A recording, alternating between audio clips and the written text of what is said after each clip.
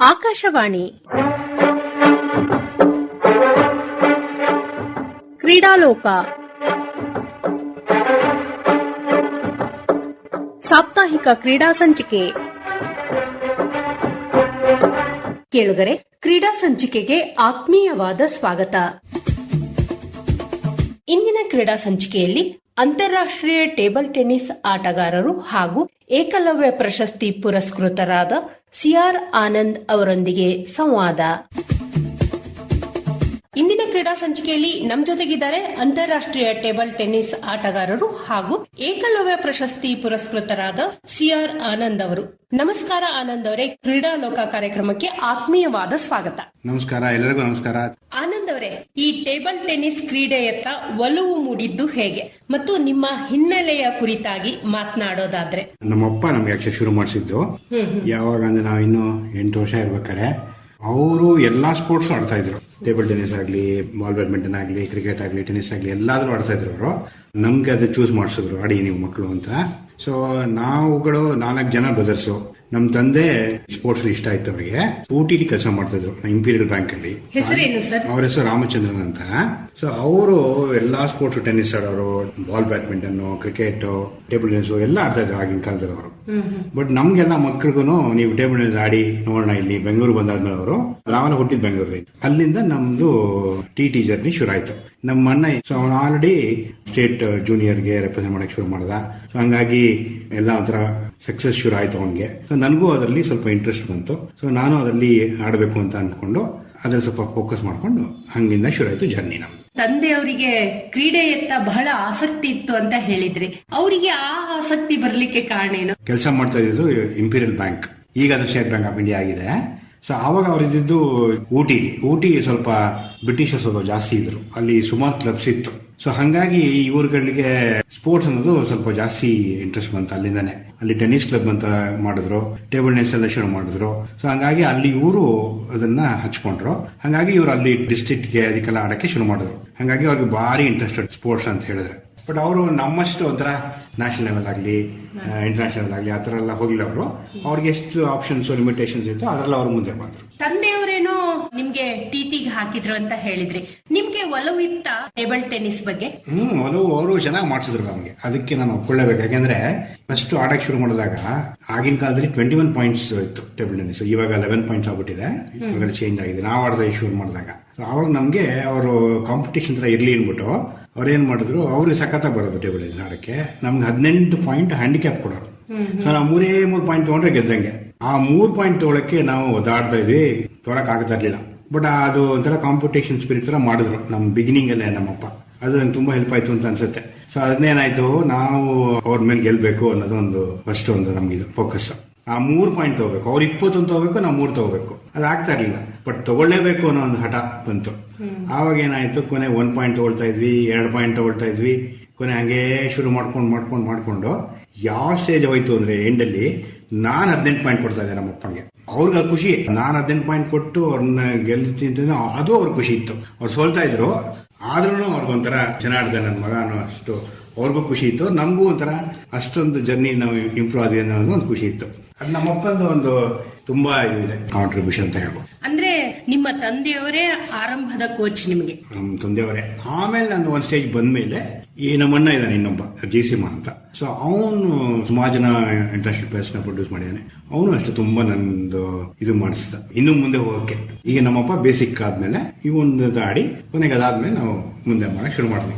But ನಾವು tournament ಹೋಗ್ಬೇಕಾದ್ರೆ ಅವ್ರೇನ್ ಬರ್ತಾ ಇರ್ಲಿಲ್ಲ, ನ್ಯಾಷನಲ್ ಲೆವೆಲ್ ಎಲ್ಲ ಅವ್ರೇನ್ ಬರ್ತಾ ಇರ್ಲಿಲ್ಲ. ಬಟ್ ಅದು ಬೇಸಿಕ್ ನಾವು ಇಲ್ಲಿ ಹಾಕೊಂಡಿದ್ವಿ, ಅದನ್ನ ಹೋಗಿ ಅಲ್ಲಿ ಆಡ್ತಾ ಇದ್ವಿ ನಾವು. ಆರಂಭಿಕ ದಿನದಲ್ಲಿ ಜೂನಿಯರ್ ಮತ್ತೆ ಸೀನಿಯರ್ ಚಾಂಪಿಯನ್ ಆಗಿದ್ರಿ ನೀವು. ಆ ದಿನಗಳನ್ನ ನೆನಪಿಸಿಕೊಳ್ಳೋದಾದ್ರೆ, ಹಾಗೆ ರಾಷ್ಟ್ರದ ಬೇರೆ ಬೇರೆ ಭಾಗಗಳಿಗೆ ಹೋಗಿ ಆಟ ಆಡ್ತಿದ್ರಲ್ಲ, ಹೇಗ್ ಅನಿಸ್ತಿತ್ತು? ಟೂರ್ನಮೆಂಟ್ ಗೆಲ್ತೀನಿ ಅಂತ ಹೇಳಿದ್ರೆ ಒಂದು ಖುಷಿ. ಬಟ್ ಏನಂದ್ರೆ ಅದು ಒಂದ್ಸಲಿ ಗೆಲ್ಲಕ್ ಶುರು ಆದ್ಮೇಲೆ ಇನ್ ಸ್ವಲ್ಪ ಟೆನ್ಷನ್ ಜಾಸ್ತಿ ಆಗ್ಬಿಡೋದು. ಯಾಕೆ ಅಂದ್ರೆ ನೆಕ್ಸ್ಟ್ ಟೂರ್ನಮೆಂಟ್ ಅಲ್ಲಿ ಸೋಲ್ಬಾರ್ದು ಅನ್ನೋದು, ಅದೊಂದು ಯಾವಾಗ್ಲೂ ಒಂದು ಟೆನ್ಷನ್ ಇದ್ದೇ ಇರೋದು ನಮ್ಮಗಳಿಗೆ. ಇನ್ನೂ ಜಾಸ್ತಿ ಪ್ರಾಕ್ಟೀಸ್ ಮಾಡಬೇಕು, ಇನ್ನೂ ಜಾಸ್ತಿ ಪರ್ಫೆಕ್ಟ್ ಆಗಬೇಕು. ನೆಕ್ಸ್ಟ್ ಟೂರ್ನಮೆಂಟ್ ಅಲ್ಲಿ ಯಾರತ್ರ ನಾನು ಗೆದ್ದಿದ್ದೀನೋ ಅವ್ರ ಸೋಲೇಬಾರ್ದು ಅಂತ ಹಠ ತರ ಇತ್ತು ನಂಗೆ. ಅದು ಪ್ರಾಬಬ್ಲಿ ನನಗೆ ಒಂದು ಶೇಪ್ ಮಾಡ್ತು ಅಂತ ಅನ್ಸುತ್ತೆ. ಯಾಕೆಂದ್ರೆ ನಂದು ಫಸ್ಟ್ ಎಕ್ಸ್ಪೀರಿಯನ್ಸ್ ನಮ್ಮ ಅದರಲ್ಲಿ ನಾನ್ ಮೆಡಲಿಸ್ಟ್ ಅಂತ ಹೇಳ್ತಾರೆ.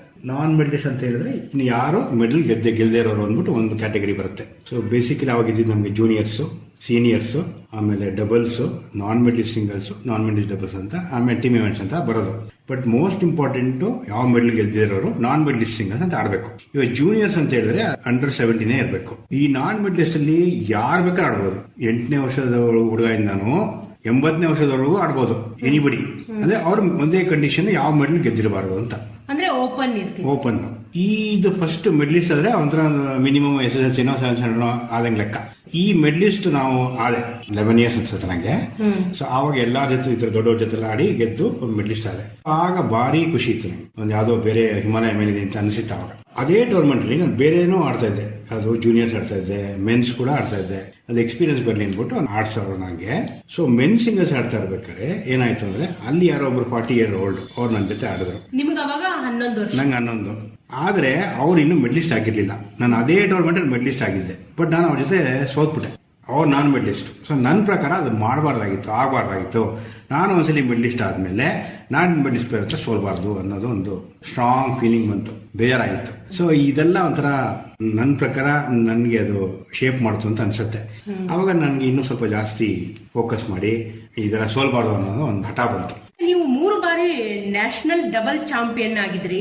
ಈ ಡಬಲ್ಸ್ ನಲ್ಲಿ ಯಾರ ಜೊತೆ ಇದ್ರು? ನಿಮ್ ಜೊತೆ ಯಾರಿದ್ರು ಡಬಲ್ಸ್ ನಲ್ಲಿ? GK ವಿಶ್ವನಾಥ್ ಅಂದ್ಬಿಟ್ಟು. ಸೊ ಅವನು ನಂಗೆ ಒಂದು ಸ್ವಲ್ಪ ಸೀನಿಯರು, ಬಟ್ ನಾವೆಲ್ಲ ಒಟ್ಟಿಗೆ ಆಡ್ತಾ ಇದ್ವಿ. ಈವನ್ ಸಿಂಗಲ್ಸ್ ಅಲ್ಲಿ ಕೂಡ ಸ್ಟೇಟ್ ಅಲ್ಲಿ ನಂಗೆ ಸುಮಾರು ಸಲ ಅವನ ಜೊತೆ ಫೈನಲ್ಸ್ ಆಡಿದ್ದೀನಿ ಇಲ್ಲಿ ಲೋಕಲ್ ಅಲ್ಲಿ. ಸೊ ಅವನ ಜೊತೆ ನಾವು ಕರ್ನಾಟಕ ರೆಪ್ರೆಸೆಂಟ್ ಮಾಡ್ಬೇಕಾದ್ರೆ ನಾನು ಟೀಮ್ ಮೇಟ್ ಅವನು. ಸೊ ಹಂಗಾಗಿ ನಾವು ಶುರು ಮಾಡಿದ್ವಿ ಡಬಲ್ಸ್ ಆಡಕ್ಕೆ. ನಾವಿಬ್ರು ಸುಮಾರು ಸಕ್ಸಸ್ ಮಾಡಿದೀವಿ. 3 ಸಲ ನ್ಯಾಷನಲ್ ಚಾಂಪಿಯನ್ಸ್ ಆಡಿದ್ವಿ. ನನ್ನ ಸ್ಟೇಟ್ ಬ್ಯಾಂಕ್ ಕೊಲಿಗೂ ನಾನು ಸ್ಟೇಟ್ ಬ್ಯಾಂಕ್ ಅಲ್ಲೂ ಇದ್ದೆ ಅವಾಗ. ನಾನು ಆಡ್ತಾ ಇರ್ಬೇಕಾದ್ರೆ ಸ್ಟೇಟ್ ಬ್ಯಾಂಕ್ ಅವ್ರು ತಗೊಂಡ್ರು ನನ್ನ. GK Vishwanath is my partner in all the 3 times we won. Incidentally ಅವ್ರ ವೈಫ್ ಅರ್ಚನಾ ಅಂತ, ಅವ್ರ ಜೊತೆ ನಾವು ನ್ಯಾಷನಲ್ ಸಿಲ್ವರ್ ಮೆಡಲ್ 2 ಸಲ ಗೆದ್ದಿದ್ದೀವಿ. ರಾಷ್ಟ್ರ ಮಟ್ಟದಲ್ಲಿ ಯಾವ್ಯಾವ ಟೂರ್ನಮೆಂಟ್ ಗಳಲ್ಲಿ ಭಾಗವಹಿಸಿದ್ರಿ? ಎಲ್ಲೆಲ್ಲಿ ನಡೆದಿತ್ತು? ಹಾಗೆ ನಿಮ್ಮ ಹತ್ರ ಈಗ ಸುಮಾರು ಒಂದು 20 ಮೆಡಲ್ಗಳಿವೆ. ಆ ಕುರಿತಾಗಿ ಹೇಳಿ. ಬೇಸಿಕಲಿ ನಮ್ಗೇನು ಅಂದ್ರೆ ನಮ್ಮಲ್ಲಿ ಝೋನಲ್ಸ್ ಇಂಪಾರ್ಟೆಂಟ್.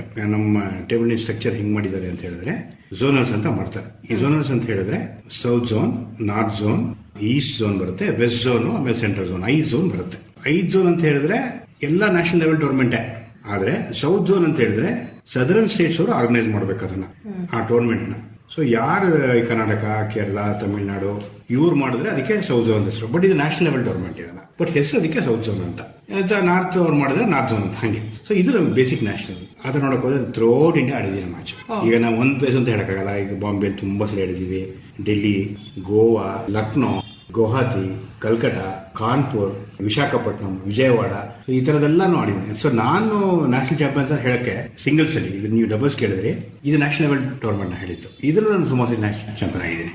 ಇದರಲ್ಲಿ ಈಗ ಸೌತ್ ಝೋನ್ ಅಂತ ಹೇಳಿದ್ರೆ ಬ್ಯಾಂಗ್ಳೂರ್ ಆಗಿದ್ದೀನಿ, ವಿಜಯವಾಡ, ಇನ್ನೊಂದ್ಸಲಿ ಕೊಯಂಬತ್ತೂರು. ಇವೆಲ್ಲ national level tournament conducted in southern India. ಇದರೆಲ್ಲ ಚಾಂಪಿಯನ್ ಆಗಿದ್ದೀನಿ. ಈ ಜೊತೆಗೆ ಸೆಂಟ್ರಲ್ ಝೋನ್ ಅಲ್ಲಿ ರಾಯ್ಪುರ್ ಅಂತ ಮುಂಚೆ ಮಧ್ಯಪ್ರದೇಶ ಬರೋದು. ಸೊ ಅಲ್ಲೂ ನಾನು ನ್ಯಾಷನಲ್ ಲೆವೆಲ್ ಚಾಂಪಿಯನ್ ಆದೆ. ನಂದು first national level tournament juniors ಅಲ್ಲಿ ಆಗಿದ್ದು ಅಂದ್ರೆ ಗೋವಾದಲ್ಲಿ. ನೀವು ಬಹಳಷ್ಟು ರಾಜ್ಯ ಮತ್ತು ರಾಷ್ಟ್ರ ಮಟ್ಟದ ಟೂರ್ನಿಗಳಲ್ಲಿ ಭಾಗವಹಿಸಿದ್ರಿ. ಎಲ್ಲಾ ಸೇರಿದ್ರೆ ಒಂದು ನೆನಪುಳಿಯುವಂತ ಯಾವ್ದಾದ್ರು ಪಂದ್ಯಾವಳಿ ನೆನಪಿದೆನಾ? ಹೇಗಿತ್ತು ಆ ಅನುಭವ ನಿಮ್ಗೆ? ಸೊ ಗೋವಾದಲ್ಲಿ ನಂದು ಫಸ್ಟ್ ಔಟಿಂಗ್ ಕರ್ನಾಟಕದಿಂದ ಬಿಟ್ಟು ಅಂದ್ರೆ ಬೇರೆ ರಾಜ್ಯ ಅಂತ ಲೆಕ್ಕಕ್ಕೆ ಬಂದಾಗ, ಗೋವಾ ಆಲ್ಮೋಸ್ಟ್ ಕರ್ನಾಟಕ ಅಂತ ಹೇಳ್ಬೋದು, ಬಟ್ ಆದ್ರೂ ಬೇರೆ ಸ್ಟೇಟ್ ಅದು. ಸೊ ಅಲ್ಲಿ ನ್ಯಾಷನಲ್ ಲೆವೆಲ್ ಟೂರ್ನಮೆಂಟ್ ಆಯ್ತು. ಅಲ್ಲ ಇನ್ನು ಜೂನಿಯರ್ ಅಲ್ಲೇನಾಯ್ತು, ಹಾಗೆ ಎಲ್ಲಾರ ಹೆಸರು ಕೇಳಿದೆ, ಘಟಾನುಘಟಿಗಳು ಹೆಸರುಗಳು. ಈಗ ಶ್ರೀರಾಮ್ ಅಂತ, ಮನ್ಮೀತ್ ಸಿಂಗ್ ಅಂತ, ಸುಜಯ್ ಗೋರ್ಪಡೆ ಅಂತ, ರಾಮಸ್ವಾಮಿ ಅಂತ ಅವರೆಲ್ಲ ಹಾಗೆ ನ್ಯಾಷನಲ್ ಲೆವೆಲ್ ರ್ಯಾಂಕ್ ಪ್ಲೇಸ್ ಅವರೆಲ್ಲ. ಆಗ ನಂದು ಇನ್ನೂ ರ್ಯಾಂಕಿಂಗ್ ಬಂದಿರಲಿಲ್ಲ ನ್ಯಾಷನಲ್ ಲೆವೆಲ್ ಅಲ್ಲಿ. ಸೊ ಆವಾಗ ಏನಾಯ್ತು, ಹಂಗೆ ಆಡ್ತಾ ಇದ್ವಿ. ಆಡ್ತಾ ಅದು ಹೆಂಗೋ ಮಾಡಿ ಫೈನಲ್ಸ್ ಬಂದೆ ನಾನು. ಸೊ ಫೈನಲ್ಸ್ ಅಲ್ಲಿ ಏನಾಯ್ತು, ರಾಮಸ್ವಾಮಿ ಅಂತ ಅವನು ಇಂಡಿಯನ್ ರ್ಯಾಂಕ್ ಪ್ಲೇಯರ್, ಅವನು ನನ್ನ ಜೊತೆ ಅಪೋನೆಂಟ್. ಅವನು full entire stadium jam packed, ಜಾಗನೇ ಇಲ್ಲ. ಫೈನಲ್ಸ್ ಅಂದ್ರೆ ಒಂದೇ ಟೇಬಲ್ ಇರುತ್ತೆ, ಬೇರೆ ಸ್ಟೇಜಸ್ ಅಲ್ಲ, ಬೇಜಾನ್ ಟೇಬಲ್ಸ್ ಇರುತ್ತೆ. ಸೊ ಏನಾಗುತ್ತೆ, ಕ್ರೌಡ್ ಇದ್ರೂ ಅದನ್ನ ನಮ್ಮ ಮ್ಯಾಚ್ ನೋಡ್ತಾ ಇದಾರೆ ಇಲ್ವಾ ಅಂತ ಗೊತ್ತಾಗಲ್ಲ ನಮ್ಗೆ ಅಷ್ಟೊಂದು, ನಾವು ಆಡ್ತಾ ಇರ್ಬೇಕಾದ್ರೆ. ಬಟ್ ಇಲ್ಲಿ ಏನಾಗುತ್ತೆ, ಸೆಂಟ್ರಲ್ ಟೇಬಲ್, ಒಂದೇ ಒಂದು ಟೇಬಲ್ ಹಾಕಿರ್ತಾರೆ ಫೈನಲ್ಸ್ ಅಂತ ಹೇಳಿದ್ರೆ. ಸೊ ಎಂಟೈರ್ ಕ್ರೌಡ್ ನಮ್ಮ ಮ್ಯಾಚ್ ಆಡ್ತಾರೆ ಅಂತಾನೆ 100% ಶೂರ್ ಆಗಿರುತ್ತೆ. ಸೊ ಏನಾಗುತ್ತೆ, ಅವಾಗ ಒಂದ್ ಸ್ವಲ್ಪ ನರ್ವಸ್ ಆಗುತ್ತೆ. ಅದು ಬೇರೆ ಕ್ರೌಡ್, ನಮ್ದು ಲೋಕಲ್ ಕ್ರೌಡ್ ಅಲ್ಲ. ನೀವೆಲ್ಲ ಇಂಡೋರ್ ಅಲ್ಲಿ ಆಡಿ ರೂಢಿ ಇರುತ್ತೆ. Indoor, but full packed stadium ಅಲ್ಲಿ. ಸೊ ನನಗೆ ಮ್ಯಾಚ್ ಪ್ಲಸ್ ರಾಮಸ್ವಾಮಿ ನನ್ಕಿಂತ ದೊಡ್ಡ player, already Indian rank player ಅವನು. ಸೊ ನನಗೆ ಒಂಥರ ಫುಲ್ಲು ನರ್ವಸ್, ಅಂದ್ರೆ ಶಿವರಿಂಗ್, ಕಾಲೆಲ್ಲ ನಡೀತಾ ಇತ್ತು. ಸೊ ಏನಾಗುತ್ತೆ, ಒಂದು 2 ನಿಮಿಷ ನಮಗೆ ಕೌಂಟರ್ ಆಡಿಸ್ತಾರೆ, ಆಮೇಲೆ ಬಾಲ್ ಸೆಲೆಕ್ಟ್ ಮಾಡಬೇಕು, ಒಂಥರ ವಾರ್ಮ್ ಅಪ್ ತರ ಒಂದು 5 ನಿಮಿಷ before we start the finals. So ಅದೆಲ್ಲ ಆಯ್ತು. ಆಮೇಲೆ ಫಸ್ಟ್ ರ್ಯಾಲಿ ಶುರು ಆಯ್ತು. ಈ ನನ್ನ ಲಕ್ಗೋ ಅಥವಾ ಅವನ್ ಬ್ಯಾಡ್ ಲಕ್ಕೋ ನಂಗೆ ಗೊತ್ತಿಲ್ಲ, ಬಟ್ ನನಗೆ ಕೌಂಟರ್ಸ್ ಅನ್ನೋದು ಒಂದು ಸ್ಟ್ರೋಕ್ ನಮ್ಮ ಟೇಬಲ್ ಟೆನ್ನಿಸ್ ಅಲ್ಲಿ ಅದು ನಂಗೆ ಭಾರಿ ಇಷ್ಟ ಆಡಕ್ಕೆ. ಅವನಿಗೂ ಅದೇ ಇಷ್ಟ ಆಯ್ತು. ಸೊ ಅದು ನಂಗೆ ಸ್ವಲ್ಪ ಈಸಿ ಆಗೋಯ್ತು, ಕಂಫರ್ಟಬಲ್ ಆಗೋಯ್ತು. ಫಸ್ಟ್ ರ್ಯಾಲಿನೇ 20-25 ರ್ಯಾಲಿ ಆಡಿದ್ವಿ ಇಬ್ಬರು. ಆಮೇಲೆ ಒಂಥರ ಅನ್ಬಿಲಿಯಬಲ್ ಸ್ಟ್ರೋಕ್ ಅಲ್ಲಿ ನಾನು ಅವನ್ನ ಡಿಸ್ಪ್ಲೇಸ್ ಮಾಡಿದೆ, ಕಾರ್ನರ್ ಅಲ್ಲಿ ಒಂದು ಪ್ಲೇಸ್ ಮಾಡಿ ಡಿಸ್ಪ್ಲೇಸ್ ಮಾಡಿದೆ. ಆ ಪಾಯಿಂಟ್ ನಂಗೆ ಬಂತು. ಬಟ್ ಈ ಪಾಯಿಂಟ್ ಬಂದಿದ್ದಕ್ಕಿಂತ ನಂಗೆ 5 ಮಿನಿಟ್ಸ್ ನಮ್ದು ಆಟ ಸ್ಟಾಪ್ ಮಾಡಿದ್ರು. ಅಷ್ಟು ಕ್ರೌಡ್ ನಮ್ಗೆ ಕ್ಲಾಪ್ಸ್, ಚೇರ್ಸ್. ಆವಾಗ ಸಡನ್ ಆಗಿ ನನ್ಗೆ ಕಾಲ್ ಶಿವರ್ ಆಗಿದ್ದು ಫುಲ್ ಹೊಟ್ಟೋಗಿ ಒಂಥರ 100% ಕಾನ್ಫಿಡೆನ್ಸ್ ಲೆವೆಲ್ ಬಂದ್ಬಿಡ್ತು. ಅದು ಐ ಕೆನಾಟ್ ಫರ್ಗೆಟ್. ಸೊ ಹಂಗಾಗಿ ಆ ಕಾನ್ಫಿಡೆನ್ಸ್ ನಾನು ಆ ಮ್ಯಾಚ್ ಗೆದ್ದೆ ನಾನು ಆಮೇಲೆ. ಸೊ ಆ ಫಸ್ಟ್ ಪಾಯಿಂಟ್ ಹೆಂಗಾಯ್ತು ಗೊತ್ತಿಲ್ಲ, ದೇವ್ರ ದಯನೋ ಲಕ್ಕೋ ನಂಗೆ ಗೊತ್ತಿಲ್ಲ. ಬಟ್ ದಟ್ಸ್ ಹೌ ನಂದು ಆ ನರ್ವಸ್ನೆಸ್ ಎಲ್ಲ ಒಂದೇ ಸಲ ಮಾಯ ಆಗಿ ಐ ಬಿಕೇಮ್ ಒಂಥರ fully confident to face in. ಒಂಥರ ಫುಲ್ ಧೈರ್ಯ ಬಂದು ಅದನ್ನ ನಾನು ಮರೆಯುವಂತ ಅಲ್ಲ ಅಂತ ಅನ್ಸುತ್ತೆ. ರಾಜ್ಯ ಮತ್ತು ರಾಷ್ಟ್ರ ಮಟ್ಟದಲ್ಲಿ ನೀವು ಟಾಪ್ ಪ್ಲೇಯರ್ ಬಹಳ ವರ್ಷದ ತನ ಇದ್ರಿ. ನೀವು ಹೇಗೆ ಆ ಸ್ಥಾನವನ್ನ ಕಂಟಿನ್ಯೂ ಆಗಿ ಕಾಯ್ದುಕೊಂಡ್ರಿ ಅಂತ? ಅದ್ರ ಹಿಂದೆ ಶ್ರಮ ಜಾಸ್ತಿ ಇರ್ಬೇಕಲ್ಲ. ಇದೆ ಆಕ್ಚುಲಿ ನಾನು ಕರ್ನಾಟಕದ 30 ಇಯರ್ಸ್ ಆಡಿದ್ದೀನಿ. ನನ್ನಷ್ಟು ಯಾರು ಆಡಿಲ್ಲ ಅನ್ಸುತ್ತೆ. ಅದೊಂಥರ ಅದೇ ಒಂದು record. I got married early ವರ್ಷ 23ಕ್ಕೆ ನನ್ನ ಮದುವೆ ಆದೆ. ಸೊ ಈ ಶ್ರೀಮತಿಯವರ ಹೆಸರು ಅದು ಶಮಂತಕ ಅಂತ. ಅವಳೇ ಒನ್ ಆಫ್ ದಿ ರೀಸನ್. ಯಾಕೆಂದ್ರೆ ನಾನು 13 ವರ್ಷ ಅಂದ್ರೆ ಮದುವೆ ಆಗಿರಲಿಲ್ಲ, ಆವಾಗ ಆಡಿದೆ. ಅದಾದ್ಮೇಲೆ ಎಲ್ಲರೂ ಅನ್ಕೊಂಡಿದ್ರು ನಾನು ಟಾಪರ್ ಇದ್ದಾಗ. ಸೊ ನಾನು ಟೇಬಲ್ ಟೆನ್ನಿಸ್ ಬಿಟ್ಬಿಡ್ತೀವಿ ಅಂತ ಸುಮಾರು ಜನ ಅನ್ಕೊಂಡಿದ್ರು ಮದುವೆ ತಕ್ಷಣ ಅಂತ. ಬಟ್ ಆದ್ರೆ ಅವಳು ನನ್ನ ಹೆಂಡತಿ ಇಲ್ಲ, ಟ್ಯಾಲೆಂಟ್ ಇದೆ, ನನಗೆ ಎಷ್ಟೇ ಏನಾದ್ರೂ ಪರ ಇಲ್ಲ, ನಾನು ಸ್ಯಾಕ್ರಿಫೈಸ್ ಮಾಡ್ತೀನಿ ಅಂತ ಹೇಳಿದ್ರು. ಬಟ್ ಅದು ಎಷ್ಟು ತರ ಪಾಪ ಮಾಡೋದು ಅಂದ್ರೆ 17 ಇಯರ್ಸ್ ನಾನು ಆಡಿದೆ ಮದುವೆ ಆದ್ಮೇಲೆ. ಆಮೇಲೆ ಅದೊಂದೇ ಅಲ್ಲ, ಅವಳು ಸುಮಾರು ಎಲ್ಲಾ ಟೂರ್ನಮೆಂಟ್ ಅಲ್ಲೂ ಕೆಲವು ಕಡೆ ನಮ್ಗೆ ಊಟ ಸಿಗ್ತಾ ಇರ್ಲಿಲ್ಲ. ಆಗಿನ ಕಾಲದಲ್ಲಿ ಈ ತರ ಜನರೇಟರ್ ಎಲ್ಲ ಇರ್ತಾ ಇರ್ಲಿಲ್ಲ. ನಾವು ಲೈಟ್ ಮೇಲೆ ಡಿಪೆಂಡ್ ಆಗಬೇಕು. ಸೊ ರಾತ್ರಿ 7 ಗಂಟೆ 8 ಗಂಟೆ ಮ್ಯಾಚ್ ಶುರು ಆದ್ರೆ ಒಂದೊಂದ್ಸಲಿ 12 ಗಂಟೆ 1 ಗಂಟೆ ಎಲ್ಲ ಆಗೋದು, depending up on the current. ಕೆಲವು ಕಡೆ ಸ್ಟೇಟ್ ಅಲ್ಲೆಲ್ಲ ಅಲ್ಲಿ ಊಟಗಳು ಇರ್ತಾ ಇರ್ಲಿಲ್ಲ. ಸೊ ಇದೆಲ್ಲ ಪಾಪ ಅವಳು ಸ್ಯಾಕ್ರಿಫೈಸ್ ಮಾಡ್ಕೊಂಡು ಒಂದು ಮ್ಯಾಚ್ ಮಿಸ್ ಮಾಡ್ತಿರಲ್ಲ ನಂದು. ಅವಳು ಎಲ್ಲೆಲ್ಲ ಆಗೋದು ಬಂದು ಕೂತಿರೋಳು. ಆಮೇಲೆ ನಮ್ಮ ಮಗು ಆಯ್ತು, ಆ ಮಗುನು ಇಟ್ಕೊಂಡು ಆಮೇಲೆ ಆ ಮಗುನು ದೊಡ್ಡದಾಯ್ತು. ಅದೂ ನನಗೆ ಇಬ್ರು ಸೇರ್ಕೊಂಡು ಎನ್ಕರೇಜ್ ಮಾಡೋರು. ಸೊ ಈ 17 ಇಯರ್ಸ್ ಅದೊಂಥರ ಬೇರೆ ತರದ್ದು ಸಿಚುಯೇಷನ್. ಕೂತ್ಕೊಳ್ಳೋದು, ಎನ್ಕರೇಜ್ ಮಾಡೋದು, ಕಿರ್ಚೋದು, ಆಮೇಲೆ ಮಧ್ಯದಲ್ಲಿ ನನಗೆ ಒಂಥರ ಕೋಚಿಂಗ್ ತರನು ಮಾಡೋದು. ಅದಲ್ಲದೆ ಅವಳ ಜೊತೆ ಹಂಗೆ ಮುಂದೆ ಹೋಗ್ತಾ ಹೋಗ್ತಾ ನನ್ನ ಮಗಳು ಕೂಡ ದೊಡ್ಡೋಳಲ್ದು. ಅವಳು ಯಾವ ಸ್ಟೇಜ್ ಬಂದು ಒನ್ ಟೈಮಲ್ಲಿ ನಾನು ಅವಳು ಒಟ್ಟಿಗೆ ನ್ಯಾಷನಲ್ಸ್ ಬೇರೆ ಆಡಿದ್ವಿ. ಸೊ ಅಪ್ಪ ಮಗಳು ಟೇಬಲ್ ಟೆನ್ನಿಸ್ ಅವಳು ಆಡಿದ್ಲು. ಅಂದ್ರೆ ಅವಳು ಜಾಸ್ತಿ ಪರ್ಸು ಮಾಡ್ಲಿಲ್ಲ ಅವಳು. ಸೊ ಬಟ್ ಒಂದ್ಸಲಿ ಸ್ಟೇಟ್ ಆಡಿದವಳು. ಅದು ನಾನು ಆ ಟೈಮಲ್ಲಿ ಆಡಿದೆ. ಸೊ ಒಂದು ಅಪ್ಪ ಮಗಳು ಒಂದು ಕಾಂಬಿನೇಷನ್ ಸ್ವಲ್ಪ ರೇರ್ ಇತ್ತು. ನಾನು ನಮ್ಮ ಅಣ್ಣ ಸುಮಾರು ಆಡಿದೀವಿ, ಸಿಕ್ಕಾಪಟ್ಟೆ ನ್ಯಾಷನಲ್ಸ್ ಆಡಿದೀವಿ ಇಬ್ರು. ಆತರ ಇದೆ ಕಾಂಬಿನೇಷನ್. ಬ್ರದರ್ ಸಿಸ್ಟರ್ಸ್ ಇದಾರೆ, ಸ್ವಲ್ಪ ರೇರ್ ಇದೆ. ಇದಾರೆ, ಇಲ್ಲ ಅಂತಲ್ಲ, ಸ್ವಲ್ಪ ಕಮ್ಮಿ. ಈಗ ನಂಗನ್ಸೋದು ಈ ನನ್ನ ಮೊಮ್ಮಗ ಇದ್ದಾನೆ, ಅವನು ಆಡಬೇಕು ಅಂತ. Anything what ever he want ಅಂತ ಅನ್ಸುತ್ತೆ. ಸೊ ಒಂದು ಸ್ಪೋರ್ಟ್ಸ್ ಕಲ್ಚರ್ ಮುಂದೆ ಹೋಗ್ಬೇಕು ಅಂತ ಆಸೆ. ಟೇಬಲ್ ಟೆನ್ನಿಸ್ ಆಡಬೇಕು ಅಂತಲ್ಲ, ಬಟ್ ಒಂಥರ ಸ್ಪೋರ್ಟ್ಸ್ ಆಡೋದೇ ಒಂಥರ ಬೇರೆ ಲೆವೆಲ್. ಅದು ತುಂಬಾ ಎಕ್ಸ್ಪೀರಿಯನ್ಸ್ ಇದೆ. ಈಗ ಆಲ್ರೆಡಿ ನಾನು 63 ನಾವು. ಸೊ ನಂದು wide range of experience. 30 years of representing nationals, playing international matches, becoming champion, number 1 in the state for 22 years. ಇದೆಲ್ಲ ನಾನು ನೋಡಕ್ ಹೋದ್ರೆ, ಹಿಂದ್ಗಡೆಯಿಂದ ನೋಡಕ್ ಹೋದ್ರೆ ಆ ಸ್ಪೋರ್ಟ್ಸ್ದು ಇದನ್ನೇ ಬೇರೆ, ಅದ್ರದ್ದು ಲೆವೆಲ್ಲೇ ಬೇರೆ, ಅದ್ರದ್ದು ಒಂಥರ ಫೀಲಿಂಗೇ ಬೇರೆ. ಯಾರೋ ಡಾಕ್ಟರ್ ಆಗ್ಬೋದು, ಬೇಜಾನ್ ದುಡ್ಡು ಮಾಡಿರ್ಬೋದು, ಇಂಜಿನಿಯರ್ ಆಗ್ಬೋದು, ಬೇಜಾನ್ ದುಡ್ಡು ಮಾಡಿರ್ಬೋದು.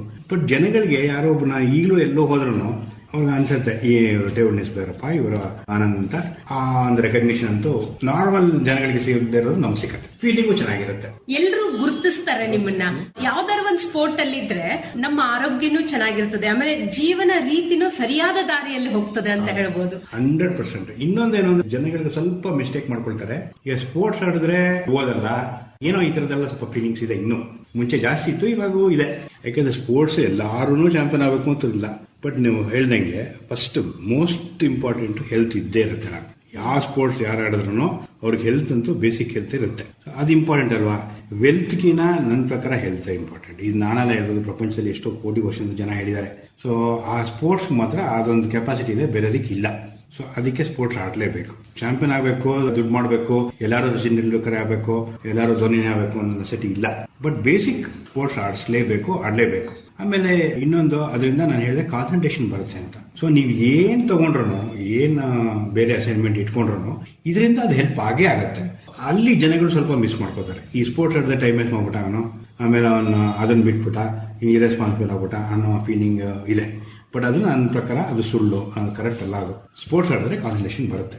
ಅದು ಓದಿಗೂ ಕೂಡ ಸಹಾಯ. ಸೊ ಟೈಮ್ ಇಲ್ಲದೆ ಇರ್ಬೋದು, ತುಂಬಾ ಇಂಟರ್ನ್ಯಾಷನಲ್ ಟೂರ್ನಮೆಂಟ್ ಆಡಿದಾಗ ಅವರಿಗೆ ಗ್ರಾಜುಯೇಷನ್ ಆಗ್ಲಿ ಏನಾಗಲಿ ಎಕ್ಸಾಮ್ ಕೊಡದೆ ಆಗದೆ ಇರ್ಬೋದು. ಬಟ್ ಅವ್ರು ಅದನ್ನ ಸ್ವಲ್ಪ ಕಾನ್ಸಂಟ್ರೇಟ್ ಮಾಡಿದ್ರೆ ಬೇರೆಯವರು ಏನು 6 ತಿಂಗಳಲ್ಲಿ ಮಾಡುವಂತ ಎಫರ್ಟ್ ಇವರು 1 ತಿಂಗಳಲ್ಲಿ ಮಾಡೋದು ಸಾಕು. ಸೊ ಇಷ್ಟು ಡಿಫ್ರೆನ್ಸ್ ಇದ್ದೇ ಇರುತ್ತೆ ಸ್ಪೋರ್ಟ್ಸ್ ಆಡೋದವ್ರಿಗೆ. ಅಂದ್ರೆ ಕ್ರಮಬದ್ಧವಾದ ಜೀವನ. ಈಗ ನೋಡಿ, ಬಹಳಷ್ಟು ಇಂದಿನ ಯುವಕರು ಮಾದಕ ಚಟಗಳಿಗೆ ದಾಸರಾಗ್ತಾ ಇದ್ದಾರೆ. ಅದರಿಂದ ತಪ್ಪಿಸ್ಬೇಕಂದ್ರೆ ನಮ್ಮನ್ನ ನಾವು ಏನಾದ್ರೂ ಒಂದು ಚಟುವಟಿಕೆಯಲ್ಲಿ ತೊಡಗಿಸ್ಕೊಳ್ಬೇಕು ಅನ್ನೋದು ನಿಮ್ಮ ಅಭಿಪ್ರಾಯ? 100%. ಯಾಕೆಂದ್ರೆ ನಾನೇ ಒಂದು ಹೇಳ್ತೀನಿ, ಒಂದು ಎಕ್ಸಾಂಪಲ್.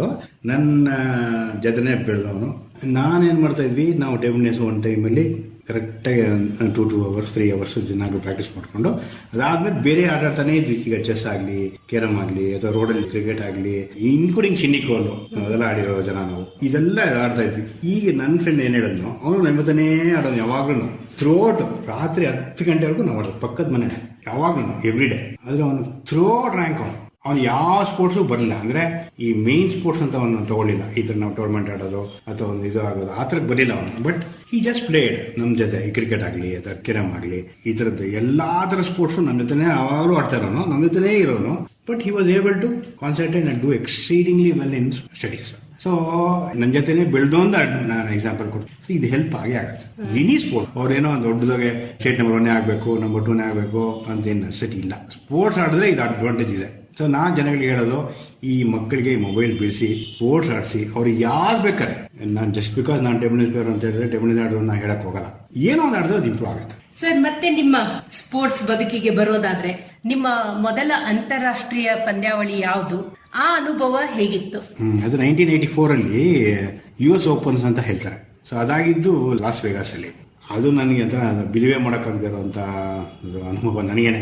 ಯಾಕೆಂದ್ರೆ ನಮ್ಮಲ್ಲಿ ಇದ್ದಿದ್ದು ಮ್ಯಾಕ್ಸಿಮಮ್ ನ್ಯಾಷನಲ್ ಅಲ್ಲಿ ಕರ್ನಾಟಕದಲ್ಲಿ ಜನರಲಿ 4 ಇಂದ 6 ಟೇಬಲ್ ಆಗ್ತಾರೆ ಒಂದು ಟೂರ್ನಮೆಂಟ್ ಅಂತ ಹೇಳಿದ್ರೆ ಆಗಿನ ಕಾಲದಲ್ಲಿ.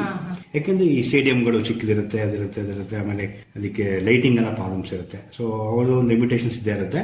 ಹಂಗಾಗಿ 4 to 6 ಟೇಬಲ್ಸ್ ನಾವು ನೋಡಿರೋದು. ನ್ಯಾಷನಲ್ ಲೆವೆಲ್ ಅಂದ್ರೆ 8 ಟೇಬಲ್ಸ್ ಇರುತ್ತೆ, 10 ಟೇಬಲ್ಸ್ ಇರುತ್ತೆ. ನೀವು ಮೊದಲಿಗೆ ಅದಕ್ಕೆ ಹೇಗೆ ಸೆಲೆಕ್ಟ್ ಆದ್ರಿ ಇಂಟರ್ನ್ಯಾಷನಲ್ ಟೂರ್ನಮೆಂಟ್? ಅದಕ್ಕೆ ನಮ್ದೆಲ್ಲ ಇಂಡಿವಿಜುವಲ್ ಗೇಮ್ ಅಲ್ಲ, ನಮಗೆ ಬೇರೆಯವ್ರ ತರ ಅಲ್ಲ. ಸೊ ನಮ್ಗೆ ರ್ಯಾಂಕಿಂಗ್ ಬರುತ್ತೆ. ಸೊ ಇದು 6 ಟೂರ್ನಮೆಂಟ್ ನಮ್ದು ಪರ್ಫಾರ್ಮೆನ್ಸ್ ಅದರಲ್ಲಿ ನೋಡ್ತಾರೆ. ಕ್ವಾರ್ಟರ್ ಫೈನಲ್ಸ್ ಬಂದ್ರೆ ಇಷ್ಟು ಪಾಯಿಂಟ್ಸ್, ಸೆಮೀಸ್ ಬಂದ್ರೆ ಇಷ್ಟು ಪಾಯಿಂಟ್, ಫೈನಲ್ಸ್ ಬಂದ್ರೆ ಇಷ್ಟು ಪಾಯಿಂಟ್, ಫೈನಲ್ಸ್ ಗೆದ್ರೆ ಇಷ್ಟು ಪಾಯಿಂಟ್, ಅದರಲ್ಲಿ ನ್ಯಾಷನಲ್ಸ್ಗೆ ಡಬಲ್ ಪಾಯಿಂಟ್ಸ್, ಈ ಬೇರೆ ಈ ಝೋನಲ್ಸ್ಗೆಲ್ಲ ಸಿಂಗಲ್ ಪಾಯಿಂಟ್ಸ್. ಹಿಂಗಾಗಿ ಅವರು ಎಂಡ್ ಅಲ್ಲಿ ಟೋಟಲ್ ಮಾಡ್ತಾರೆ ಇಷ್ಟು ಅಂತ. ಸೊ ಅದ್ರಲ್ಲಿ ನಮ್ಗೆ ಅವರು ಸ್ವಲ್ಪ ಮ್ಯಾನಿಪುಲೇಟ್ ಮಾಡೋದು ಕಷ್ಟ.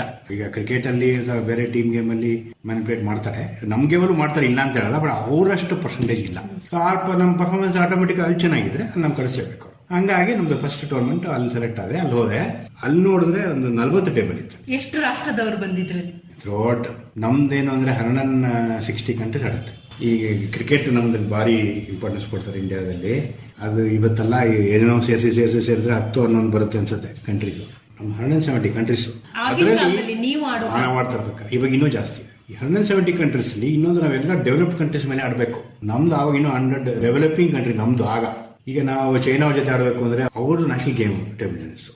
ಚೈನಾ ಅವ್ರನ್ನ ಯಾರು ಮುಟ್ಟಕ್ಕೆ ಆಗಲ್ಲ. ಅವ್ರು ಅಷ್ಟು ಚೆನ್ನಾಗಿ ಎಂಕರೇಜ್ ಮಾಡ್ತಾರೆ, ಅವ್ರು ಅಷ್ಟು ಚೆನ್ನಾಗಿ ಅವ್ರಿಗೆ ಫೆಸಿಲಿಟೀಸ್ ಕೊಡ್ತಾರೆ. ಆಮೇಲೆ ಅದಕ್ಕೆ ರಿಸರ್ಚ್ ಮಾಡ್ತಾರೆ. ಈಗ ಯಾವ ರಬ್ಬರ್ ಕೊಡ್ಬೇಕು ಅವ್ರಿಗೆ, ಹಿಂಗ್ ಆಡ್ಬೇಕು ಅಂತ ಶುರು ಆಗುತ್ತೆ. ಈಗ ನಮ್ಮಲ್ಲಿ ವೆರಿ ಎಕ್ಸ್ಪೆನ್ಸಿವ್ ಟೇಬಲ್ ಟೆನ್ನಿಸ್. ಆಗಿನ ಕಾಲದಲ್ಲಿ ನಾವು ರಬ್ಬರ್ ತಗೋಬೇಕು ಅಂದ್ರೆ ಕಷ್ಟ. ಸೊ ಒಂದು ರಬ್ಬರ್ ತಗೋಬೇಕು ಅಂದ್ರೆ ಆಗಿನ ಕಾಲದಲ್ಲಿ ಒಂದು ಆಲ್ಮೋಸ್ಟ್ 400 ರೂಪಾಯಿ ಕೊಡ್ಬೇಕು. ಈ 400 ರೂಪಾಯಿ 2 ಪೇರ್ ಅಂದ್ರೆ 800 ರೂಪಾಯಿ.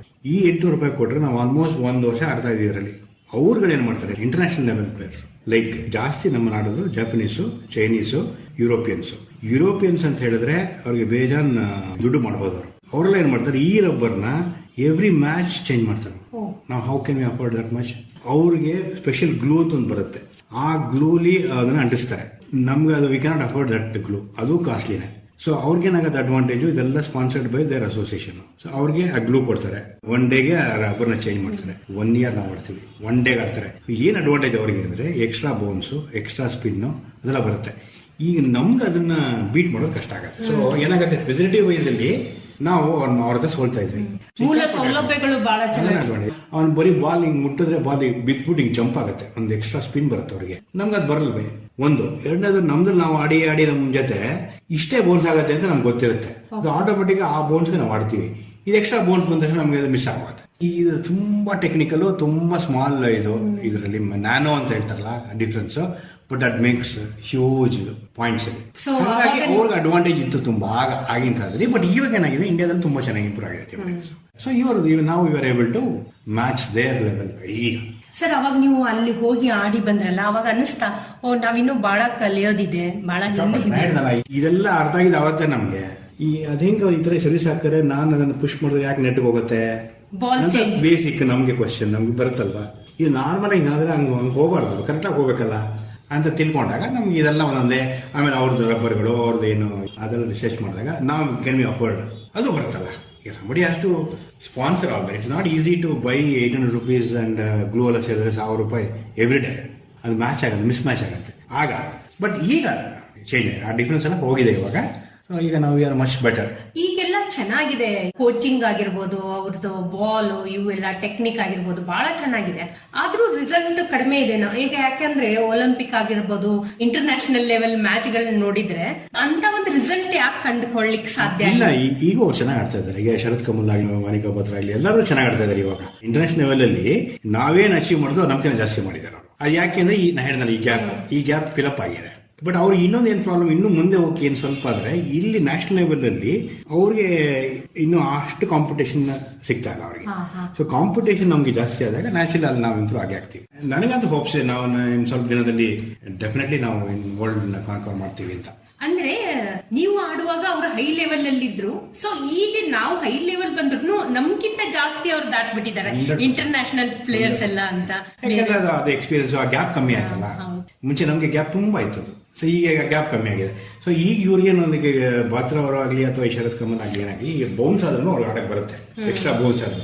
ಬಟ್ ಇಂಡಿಯಾಗೆ ಬಂದಾಗ ಅವ್ರಿಗೆ ಆತರ ಇನ್ನು ಎಕ್ಸ್ಟ್ರಾ ಬೌನ್ಸ್ ಸಿಗ್ತಲ್ಲ ಅವ್ರಿಗೆ. ಈ ಲೆವೆಲ್ ಆಡಿದಾಗ, ಸ್ಟೇಟ್ ಅಲ್ಲಿ ಆಡಿದಾಗ ಆ ಇಂಟರ್ನ್ಯಾಷನಲ್ ಏನಿದೆ ಅವ್ರದ್ದು ಫೆಸಿಲಿಟೀಸ್ ಅವ್ರಿಗೆ ಜಾಸ್ತಿ ಜನ ಇನ್ನೂ ಸಿಕ್ಕಿಲ್ಲ. ಬಟ್ ಈ ಜನ 1,000 ಜನ ಆದ್ರೆ ಡೆಫಿನೆಟ್ಲಿ ನಾವು ಅಲ್ಲಿ ಹೋಗ್ತೀವಿ. ಸರ್, ನೀವೀಗ US ಓಪನ್ ಆಗಿರ್ಬೋದು, ಕಾಮನ್ವೆಲ್ತ್ ಗೇಮ್ಸ್ ಅದರಲ್ಲೂ ಭಾಗವಹಿಸಿದ್ರಿ. ಆ ಒಂದು ಅನುಭವ ಹೇಗಿತ್ತು, ಎಲ್ಲಿ ನಡೆದಿತ್ತು? ಕಾಮನ್ವೆಲ್ತ್ ಆಗಿದ್ದು ನಮ್ಮ ಎಲ್ಲೇ ಆಗಿತ್ತು, ಬಾಂಬೆಲಿ ಆಗಿತ್ತು. ಆಫ್ರಿಕನ್ ಅಟೆಂಡಾ ಮೂಸ್ ಅಂತ ಹೆಸರು. ಅವ್ನ ಗೇಮ್ ನೋಡಿ ನಾವು ಶಾಕ್ ಆಗ್ಬಿಟ್ಟು. ನಮ್ಮ ಇದರಲ್ಲಿ ಆಗ ಬ್ಯಾಕ್ ಹ್ಯಾಂಡ್ ಸ್ವಲ್ಪ, ನಮ್ಮ ಫೋರ್ ಹ್ಯಾಂಡ್ ಬ್ಯಾಕ್ ಹ್ಯಾಂಡ್ ಅಂತ ಹೇಳ್ತಾರೆ, ಆ ಸ್ಟ್ರೋಕ್ ಅಲ್ಲಿ ಬ್ಯಾಕ್ ಹ್ಯಾಂಡ್ ಸ್ವಲ್ಪ ನಮ್ಮ ಇಂಡಿಯಾದಲ್ಲಿ ಯಾರು ಅಷ್ಟೊಂದು ಆಡ್ತಾ ಇರಲಿಲ್ಲ. ಅವನು ಬ್ಯಾಕ್ ಹ್ಯಾಂಡ್ ಟಾಪ್ ಶೂಟ್ ಮಾಡೋನು. ನೀವು ಹೇಳಿದಂಗೆ ಆ ಟೆಕ್ನಿಕಲ್ ಅದೆಲ್ಲ ಸ್ವಲ್ಪ ಚೇಂಜ್ ಇತ್ತು. ನಾವು ಅದೆಲ್ಲ ನೋಡಿದ್ವಿ. ನಾವು ಅದನ್ನ ಬರೀ ನಾವು ಬ್ಲಾಕ್ ಮಾಡ್ಕೊಳ್ತಾ ಇದ್ವಿ ಎಲ್ಲರೂ ಇಂಡಿಯನ್ ಪ್ಲೇಯರ್ಸ್ ಎಲ್ಲ. ಸೊ ಇದರಲ್ಲಿ ಹ್ಯೂಜ್ ಡಿಫ್ರೆನ್ಸ್ ಬಂತು. ಬ್ಯಾಕ್ ಹ್ಯಾಂಡ್ ಟಾಪ್ ಮಾಡ್ಬೋದಾ ಅನ್ನೋಂಥದ್ದು ಇದು ಬಂತು.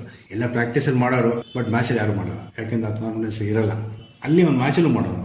ಸೊ ಹಾಗಾಗಿ ನಾವು ಇದ್ರಲ್ಲಿ ಮಾಡ್ಬೋದು ಅನ್ನೋಂಥರ ಒಂದು ಫೀಲಿಂಗು. ಸೊ ಡೆಫಿನೆಟ್ಲಿ ಇಂಡಿಯನ್ಸ್ ನಾವು ಏನ್ ಆಡ್ತಾ ಇದ್ವಿ, ನಾವು ನಮ್ಮ ಬಗ್ಗೆ ನಾವುಗಳು ಏನ್ ಆಡ್ತಾ ಇದ್ವಿ, ಅದಕ್ಕೂ ಅವ್ರದ್ದು ಟೆಕ್ನಿಕ್ ತುಂಬಾ ಡಿಫ್ರೆನ್ಸ್ ಇತ್ತು. ಸೊ ನಾವು ಇಂಟರ್ನ್ಯಾಷನಲ್ ಎಕ್ಸ್ಪೋಜರ್ ಜಾಸ್ತಿ ಮಾಡಿದಾಗ ಅವಾಗ ನಮಗೂ ಅವ್ರ ಮೇಲೆ ಆಡಕ್ಕೆ ಸ್ವಲ್ಪ ಈಸಿ ಆಗುತ್ತೆ ಅನ್ಸುತ್ತೆ. ಯಾಕಂದ್ರೆ ಸಡನ್ ಆಗಿ ವೈಲ್ಡ್ ಆಗಿ ಹೆಂಗೋ ಬಂದ್ಬಿಟ್ರೆ ನಾವು ಆಡಕ್ಕೆ ಕಷ್ಟ ಆಗುತ್ತೆ. ನಮ್ಗೆ ಗೊತ್ತಿರುತ್ತೆ ಈ ತರ ಹಿಂಗೆ ಈ ತರ ಟಾಪ್ಸ್ ಮಾಡ್ತಾನೆ, ಇವ್ ಈ ತರ ಬ್ಲಾಕ್ ಮಾಡ್ತಾನೆ, ಟಾಪ್ಸ್ ಹಿಂಗೆ ಟಾಪ್ಸ್ ನೋಡಿತಾನೆ, ಫೋರ್ ಹ್ಯಾಂಡ್ಗೆ ಫೋರ್ ಹ್ಯಾಂಡ್ ಹಾಕ್ತಾನೆ, ಅವನು ಬ್ಯಾಕ್ ಹ್ಯಾಂಡ್ ಹೊಡಿತಾನೆ. ಇದೆಲ್ಲ ಒಂದು ಜನರಲ್ ಆಗಿ ನಾವು ಆಡಿ ಆಡಿ ಆಡಿ ಆಡಿ ಒಂದು ರೇಂಜ್ ಗೊತ್ತಿರುತ್ತೆ ನಮ್ಗೆ. ಬಟ್ ಇದಕ್ಕಿಂತ ಬೇರೆ ತರ ಆಡಿದ್ರೆ ಗೊತ್ತಾಗಲ್ಲ. ಆವಾಗ ಸ್ವಲ್ಪ ನಮ್ಗೆ ಅಂದ್ರೆ ನಾವು ರೆಡಿ ಆಗಿರಲ್ಲ. ಈಗ ಸ್ವಲ್ಪ ಕ್ಯಾಪ್ ಕಮ್ಮಿ ಆಗಿದೆ ಅಂತ ನನ್ನ ಫೀಲಿಂಗ್. ಸರ್, ಈಗ ನಿಮ್ಮ ದೃಷ್ಟಿಯಲ್ಲಿ ಯಾರಿದ್ದಾರೆ ಪ್ರೆಸೆಂಟ್ ಆಟಗಾರರಲ್ಲಿ ಇವರು ಇಂಟರ್ನ್ಯಾಷನಲ್ ಚೆನ್ನಾಗಿ ಆಡ್ಬೋದು ಅಥವಾ ಒಲಿಂಪಿಕ್ ಮೆಡಲ್? ಈಗ ಅರ್ಚನಾ ಕಾಮತ್ ಚೆನ್ನಾಗಿ ಆಡ್ತಾ ಇದ್ದ. ಈ ನಡುವೆ ಏನೋ ಐ ಥಿಂಕ್ ಸಾಕಾಯ್ತು ಅನ್ಸುತ್ತೆ, ನಾನು ಬಟ್ ಏನೋ ಬಿಡ್ತೀನಿ ಅಂತ ಹೇಳಿದಾರೆ ಅನ್ಸುತ್ತೆ, ಪೇಪರ್ ನೋಡಿದೆ ನಾನು. ಮಾನಿಕಾ ಬತ್ರಾ ಚೆನ್ನಾಗಿ ಆಡ್ತಾರೆ. ಮಾನವ್ ಟಕ್ಕರು ಇನ್ನು is also very good. ಇಷ್ಟವರೆಗೂ Sharath Kamal ತುಂಬಾ ಚೆನ್ನಾಗಿ ಆಡ್ತಾರೆ. ಬಟ್ ಅವನಿಗೆ already 40, so we can't expect more from him. So ಈ ತರ ನನ್ನ ಪ್ರಕಾರ ಬರ್ತಾರೆ. ಕರ್ನಾಟಕದಲ್ಲಿ ಅದೊಂದೇ ಸ್ವಲ್ಪ ಬೇಜಾರು, ಯಾರು ಇನ್ನೂ ಬಂದಿಲ್ಲ. ಕಾರಣ ಏನಂತ? ಕಾರಣ ನಂಗೆ ಪೇರೆಂಟ್ಸ್ ಇನ್ವಾಲ್ವ್ಮೆಂಟ್ ತುಂಬಾ ಹೆವಿ. ಯಾವಾಗ ಆ ಮಕ್ಕಳು ಒಂದು 10 ವರ್ಷ 11 ವರ್ಷದಿಂದ ಅವರು first PU second PU first PU ಬರೋವರೆಗೂ ಸಿಕ್ಕಾಪಟ್ಟೆ ಇನ್ವಾಲ್ವ್ಮೆಂಟ್ ಇರುತ್ತೆ ಅವ್ರದ್ದು. ನಾನು ಅಷ್ಟು ಇನ್ವಾಲ್ವ್ಮೆಂಟ್ ಬೇಡ ನನ್ನ ಪ್ರಕಾರ. ಅವ್ರವರೇ ಪಾರ್ಟಿಸ್ ಮಾಡ್ಕೊಂಡ್ಬಿಟ್ಟು ಮಕ್ಕಳನ್ನ ಫ್ರೀಯಾಗಿ ಆಡಕ್ಕೆ ಬಿಡಬೇಕು. ಇವ್ರು ಮಾಡಕ್ ಬಿಡಲ್ಲ. ಈ ಆಮೇಲೆ ಶಾರ್ಟ್ ಟರ್ಮ್ ಗೇಮ್ಸ್, ಯಾರು ಲಾಂಗ್ ಟರ್ಮ್ ಗೇಮ್ಸ್ ಮಾಡಕ್ ಹೋಗಲ್ಲ. ಶಾರ್ಟ್ ಟರ್ಮ್ ಗೇಮ್ಸ್ ಅಂದ್ರೆ ಒಂದು ಸ್ಪೆಷಲ್ ರಬ್ಬರ್ಸ್ ಇದೆ, ಆ ರಬ್ಬರ್ ಆಡೋ ಅಂತ ಹೇಳ್ಬಿಡ್ತಾರೆ. ಅದೇನಾಗುತ್ತೆ ಅಂದ್ರೆ ಲಿಮಿಟೆಡ್ ಓಪನಿಂಗ್ಸ್, ಇದು ಲಾಂಗ್ ಟರ್ಮ್ ಬರಲ್ಲ. ಸೊ ಅದೇನಾಗುತ್ತೆ, ಇವ್ರುಗಳಿಗೆ ಶಾರ್ಟ್ ಟರ್ಮ್ ಗೇಮ್ ಬೇಕು. ಹಂಗಾಗಿ ಆ ಮಕ್ಕಳದ್ದು ಫ್ಯೂಚರ್ನ ಅವರು ಕಟ್ ಮಾಡ್ತಾ ಇರ್ತಾರೆ ಅವರೇ. ಒಂದು. ಆಮೇಲೆ ಫಸ್ಟ್ PU ಬಂದ್ರೆ ಸಾಕು, ನೀನು ಇಂಜಿನಿಯರಿಂಗ್ ಮಾಡು, ಸ್ಟೇಟ್ ಗಾರ್ಡ್ ಇದೆಯಾ, ನೀನು ಒಂದು ಸೀಟ್ ಸಿಕ್ಕತ್ತೆ, ಮೆಡಿಕಲ್ ಸೇರ್ಸು ಅಂದ್ಬಿಟ್ಟು ಯಾರು ಸ್ಕೋಪ್ ಇರುತ್ತೋ ಚೆನ್ನಾಗಿ ಮುಂದೆ ಹೋಗೋಕೆ ಕರೆಕ್ಟಾಗಿ ಅವ್ರು ನಿಲ್ಲಿಸ್ಬಿಡ್ತಾರೆ. ಎಜುಕೇಶನ್ ಕರ್ನಾಟಕದಲ್ಲಿ ಜಾಸ್ತಿ ಇದು. ಬಟ್ ಈ ವೆಸ್ಟ್ ಬೆಂಗಾಲಲ್ಲಿ, ತಮಿಳುನಾಡಲ್ಲಿ ಈ ತರ ಇಲ್ಲ. ನಮ್ಮ ಪೇರೆಂಟ್ಸ್ ಈ ಸ್ಟಡೀಸ್ಗೆ ಕೊಡೋ ಸ್ಟೀಪಂಡ್ ಅವ್ರು ಕೊಡೋದು, ಅವ್ರು ಕಂಟಿನ್ಯೂ ಮಾಡಿಸ್ತಾರೆ, ಅವ್ರು ದೇ ಆರ್ ಡೂಯಿಂಗ್ ವೆಲ್, ನಮ್ಮಲ್ಲಿ ನಿಲ್ಲಿಸ್ಬಿಡ್ತಾರೆ. ಇದೊಂದು ಕಾರಣ ನಾನು ನೋಡಿರೋದು. ಸರ್, ಈಗ ನಿಮ್ಗೆ ಅನೇಕ ಪ್ರಶಸ್ತಿಗಳು ಬಂದಿದೆ ನಿಮ್ಮ ಕ್ರೀಡಾ ಸಾಧನೆಗೆ. ಏಕಲವ್ಯ ಆಗಿರ್ಬೋದು, ದಸರಾ ಪ್ರಶಸ್ತಿನೂ ಕೂಡ ಬಂದಿದೆ, ಕರ್ನಾಟಕ ಸ್ಟೇಟ್ ಪ್ರಶಸ್ತಿ ಬಂದಿದೆ, ಹಾಗೆ ನಿಮ್ಗೆ ಸ್ವಾಬ್ ಇಂದನೂ ಪ್ರಶಸ್ತಿ ಬಂದಿದೆ.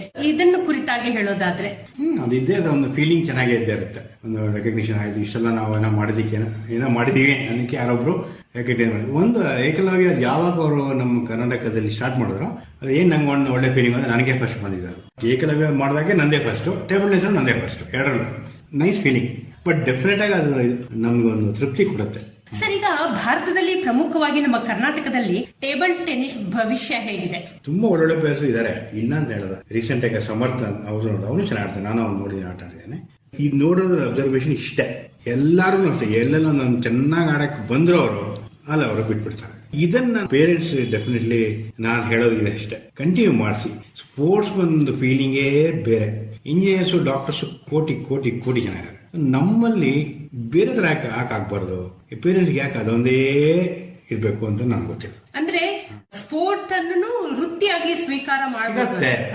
ಟೇಬಲ್ ಟೆನ್ನಿಸ್ ಅಂತೂ ಇವತ್ತು ಬೇಜಾನ್ ದುಡ್ಡಿದೆ. ಅವನು ಒಳ್ಳೆ ಸ್ಟೇಟ್ ಪ್ಲೇಯರ್ ಆಗಿದ್ರೆ, ನ್ಯಾಷನಲ್ ಲೆವೆಲ್ ಬಂದ್ಬಿಟ್ರೆ ಅಂತೂ very comfortably he can lead A life. Plus they will also get ಒಳ್ಳೆ ಜಾಬ್ ಸಿಗುತ್ತೆ ಅವರಿಗೆ. ಸೊ ಅದನ್ನ ಅವ್ರ ಮೈಂಡ್ ಅಲ್ಲಿ ಇಟ್ಕೋಬೇಕು ಹೊರತು ಆ ಟೈಮಲ್ಲಿ ಪೀಕಲ್ಲಿ ಇದ್ದಾಗ ಕಂಟಿನ್ಯೂ ಮಾಡಿಸ್ಬೇಕು. ಸರ್, ಈಗ ಟೇಬಲ್ ಟೆನ್ನಿಸ್ ಕ್ರೀಡೆಯಲ್ಲಿ ಅಂತಾರಾಷ್ಟ್ರೀಯ ಮಟ್ಟದಲ್ಲಿ ಸಾಧನೆ ಮಾಡಬೇಕು ಅನ್ನುವ ಆಟಗಾರರಿಗೆ ಹಿರಿಯ ಕ್ರೀಡಾಪಟು ಆಗಿ ನಿಮ್ಮ ಕಿವಿ ಮಾತು ಏನಾಗತ್ತೆ ಅಂದ್ರೆ, ಒನ್ ಟೈಮ್ ಏನಾಗತ್ತೆ, ಅವ್ರು ಚೆನ್ನಾಗಿ ಆಡಿರ್ತಾರೆ, ಸಕ್ಕತ್ತಾಗಿ ಆಡ್ತಾರೆ, ಒಳ್ಳೆ ರಿಸಲ್ಟ್ಸ್ ಬರ್ತಾ ಇರುತ್ತೆ ಅವ್ರಿಗೆ.